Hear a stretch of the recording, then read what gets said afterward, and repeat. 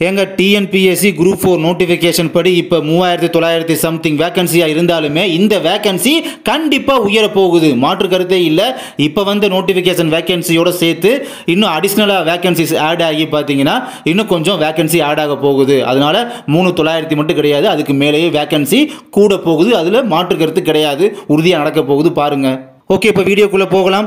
4 தினங்களாக இதே சேனலில் சொல்லிட்டு வர விஷயம் காலி பணியிட உயர்வு. குறிப்பாக இந்த எம்கசியில் நீதித்துறையில் பார்த்தீங்கன்னா இந்த ஜூன் மந்த் 1ஆம் தேதி ரிட்டையர்மெண்ட் நிறையா பேர் ஆகுறாங்க. இது 100% உண்மை செய்தி அப்படின்னு சொல்லிட்டு வரேன் 4 நாட்களாக. இது உண்மை செய்தி, 100% நீங்கள் நம்புங்கன்னு சொல்லி நான் வீடியோ போடுறேன், ஆதாரமே இல்லாமல். அதுக்கு நீங்கள் அடிச்சாமல் பாருங்கள் அப்பாயின்மெண்ட் ஆர்டர், அந்த வடிவேல் காமெடி மாதிரி இன்னைக்கு நியூஸ் சேனலில் டெலிகாஸ்ட் ஆகிருக்கு.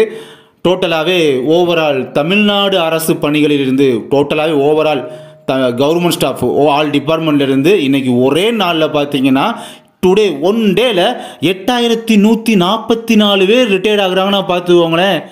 இந்த வருஷத்துலேயே இந்த ஒரே மாதத்தில் இந்த ஜூன் 1ஆம் தேதி அன்னைக்கு இவ்வளோ பேர் ஓய்வு ரிட்டையர்ட் ஆகிறது பார்த்தீங்கன்னா இதுவே அதிக கவுண்டு. இப்படி இந்த வருஷத்தில் நடந்ததே கிடையாது, சரித்திரத்தில் வித்தியாசமாக பார்க்கப்படுகிறது. இந்த 8144 பேர் வந்து ரிட்டையர்மெண்ட் ஆகிறது எந்த டிபார்ட்மெண்ட்டில், இந்த கவர்மெண்ட் ஸ்டாஃப்ஸ் தான். ஆனால் எந்த டிபார்ட்மெண்ட்டில் அதிக பேர் ரிட்டையர்ட் ஆகுறாங்க இந்த ஒரே நாளில் பார்த்தோம்னா டீச்சிங் ஃபீல்டில், அதாவது கவர்மெண்ட் டீச்சர்ஸாக இருக்காங்க பார்த்தீங்களா, அவங்க தான் அதிக பேர் ரிட்டையர் ஆகிறதா சொல்கிறாங்க. இதில் group A B C D 4 கேட்டகரியில் தனியாக ஸ்ப்ளிட்டப் பண்ணி பார்த்தோம்னா குரூப் ஏல மட்டும் 424 பேர் ரிட்டையர்ட் ஆகுறாங்க. குரூப் பியில் 4399 பேர், ஒரு அப்ராக்சிமேட்டாக 4400 பேர் பார்த்தீங்கன்னா ரிட்டையர்ட் ஆகுறாங்க.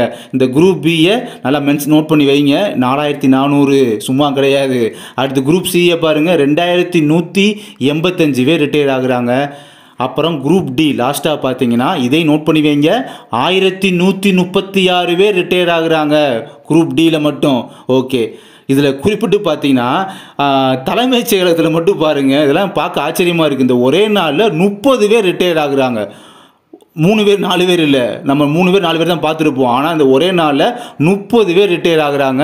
ஸோ ஆச்சரியமாக பார்க்கப்படுது நம்மளால். அப்புறம் லாஸ்ட் பாயிண்டில் மென்ஷன் பண்ணியிருக்காங்க பாருங்கள் இந்த ஆர்டிக்கிளில், இந்த வருஷத்தில் இந்த ஒரே மந்தில் இவ்வளோ பேர் ரிட்டையர் ஆவது இதுவே அதிகமாகும் அப்படின்றது அவங்களும் தெளிவாக சொல்லிட்டாங்க. இதையத்தான் நான் 4 நாளைக்கு முன்னால் 4 நாளாகவே வீடியோவில் சொல்லிட்டே வந்துட்டு இருக்கேன். இந்த வருஷத்தில் கடந்த 4 மாதங்களை கம்பேர் பண்ணி பார்க்கும்போது இந்த ஜூன் மாதத்தில் பார்த்தீங்கன்னா நம்ம நீதித்துறையை மட்டும் குறிப்பிட்டு பேசினேன். நீதித்துறையில் வந்து அதிக பேர் ரிட்டையர் ஆகுறாங்களாம். இந்த தகவலை வந்து நான் கிராஸ் செக் பண்ணி 100% உண்மைன்னு சொல்லியே நான் வீடியோ போடுறேன், எந்தவித ஆதாரமுமே இல்லாமல் அப்படின்னு சொல்லி போட்டேன். அது இன்றைக்கி இப்போ நியூஸ் சேனல்ஸ்லாம் இப்போ டெலிகாஸ்ட் பண்ணுறதுனால இப்போ நீங்கள் உண்மைன்னு சொல்லி நம்ப ஆரம்பிப்பீங்க.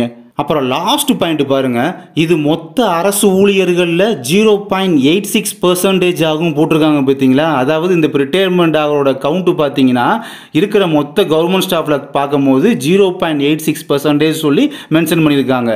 இதெல்லாம் வந்து நம்ம இதுக்கு முன்னாலாம் பார்க்கும்போது எவ்வளோ இருக்கும்னா ஒரு 0.25% கூட வராது.